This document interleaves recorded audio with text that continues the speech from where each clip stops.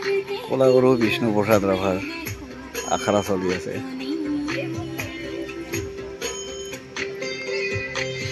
বহলপুৰ চলে হাইস্কুলৰ ছাত্ৰীবৃন্দ।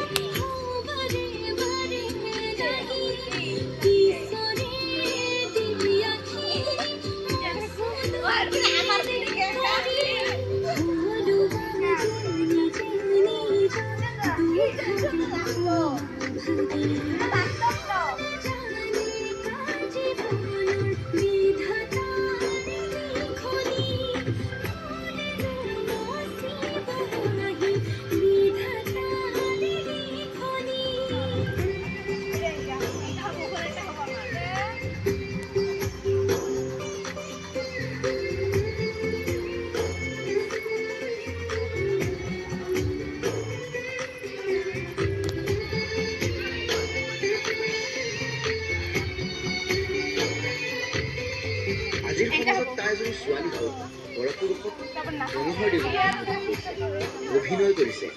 তাই আমাৰ সমাজলৈ কলংক সানি আহিছে।